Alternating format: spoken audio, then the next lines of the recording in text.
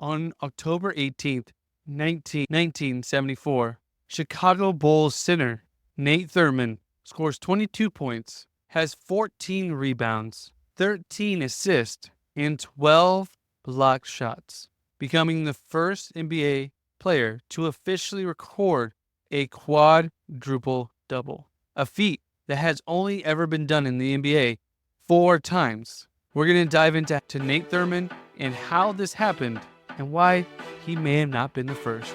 Today on Daily Sports History.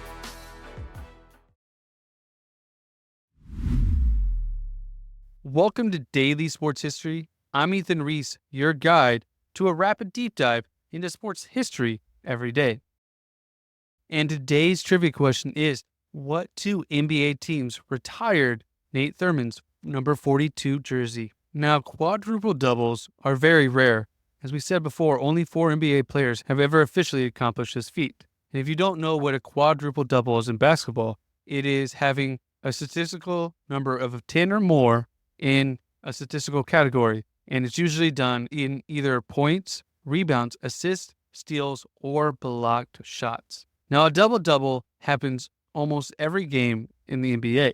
And a triple-double, which is having 3 of those stats, is less common, has been becoming more common ever since Russell Westbrook broke the record for the most. And we have seen a number of triple-doubles go up as players are becoming more versatile. And we actually covered the first women's college player to actually have a quadruple-double in college in Ann Myers, as she did that in 1978 for the UCLA Bruins. And the first male player to do so didn't happen until 2005 when Lester Hudson did it at the University of Tennessee at Martin.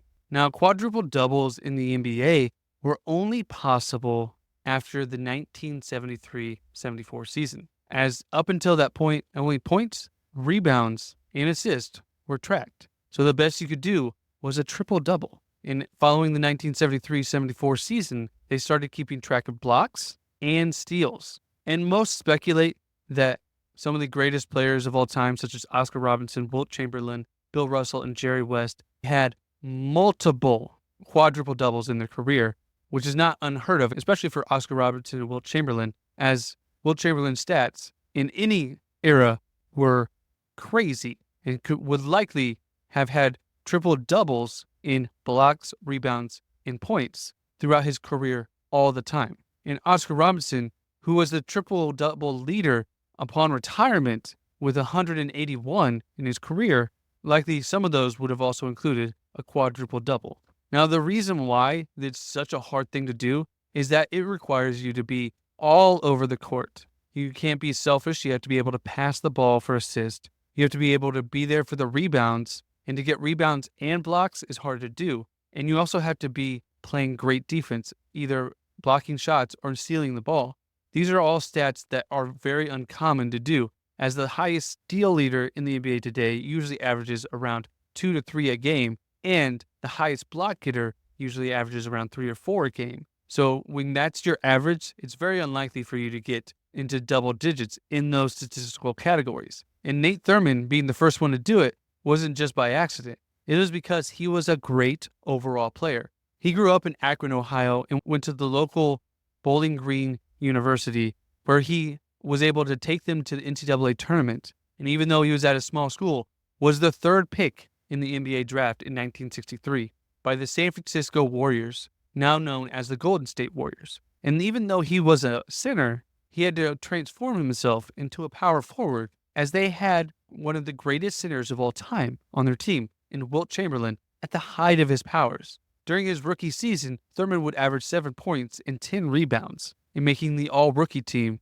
as San Francisco made it all the way to the NBA Finals that year in a losing effort. But the next season, Wilt Chamberlain would get traded to the Philadelphia 76ers, as the Golden State Warriors were having money troubles and could not afford him anymore. And when given the green light to be the center, Nate Thurmond showed why he was also one of the greatest centers of all time, as he continued to improve. And by 1968, he was averaging 21 points and 22 rebounds a game, as his rebounding was legendary, as he would average in 2 seasons between 66 and 68, he would average over 20 rebounds a game. In the 1967 season, he would finish second to Wilt Chamberlain in the MVP voting, and he was a fierce defender as well as being capable on the offensive end. As Kareem Abdul-Jabbar said, he was the toughest defender he ever faced in his 20 seasons in the NBA. But despite having successful teams with the Warriors, he was starting to decline,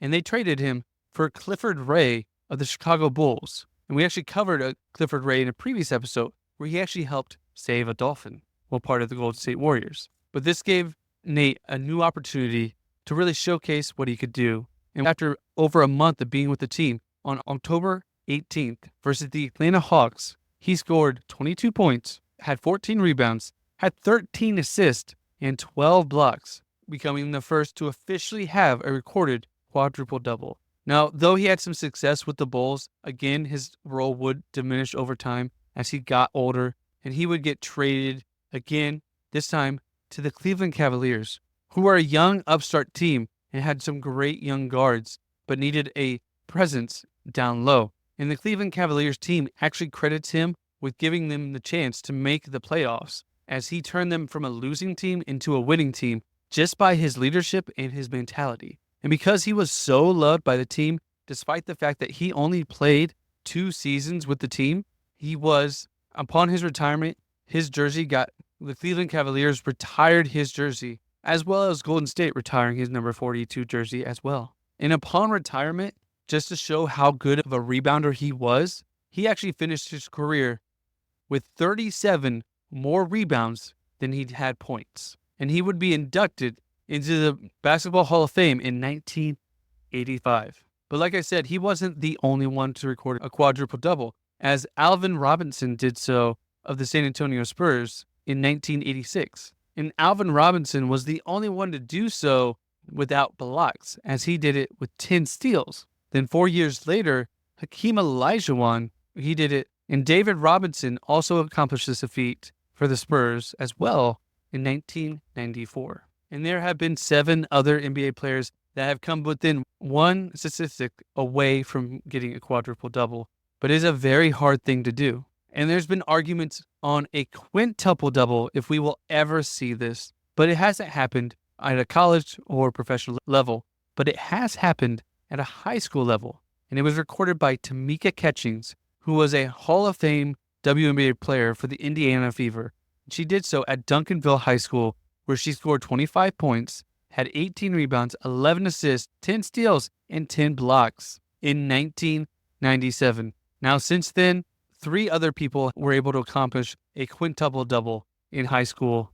Now, Wilt Chamberlain alleges that he had a quintuple-double on March 18th, 1968, where he scored 53 points, 32 rebounds, and 14 assists. And he claims he had 24 blocks and 11 steals. Many historians think he likely did have a stat line like this, as his stat line was incredible, and many of his games were not televised and cannot be go back to prove, including his 100-point game was not televised or even audio recorded. But it's a hard thing to do, and it's an amazing stat line to show that you are a versatile player all around, which Nate Thurmond was. If you want to learn more about Chicago sports, check out the True Chicago Sports Fan podcast, hosted by Big Z. He'll give you the laydown of all that's going on with Chicago sports, including the Chicago Bulls, so that you're ready to root for your fandom and connect with other fans. And if you want to listen to that, you can check out the link in the description. And if you enjoyed today's Daily Sports History, make sure you follow us on our socials. We like to post pictures and even sometimes videos of the events of the topics we're covering. You can follow us at Daily Sports History on Twitter, Instagram, Facebook, TikTok, YouTube, Threads, Mastodon, Pinterest, wherever you like to socialize. We're there, and we would love to connect with you. And come back tomorrow for more Daily Sports History. And did you catch the answer to today's trivia question? What 2 NBA teams retired Nate Thurmond's number 42 jersey? The Cleveland Cavaliers, as well as Golden State,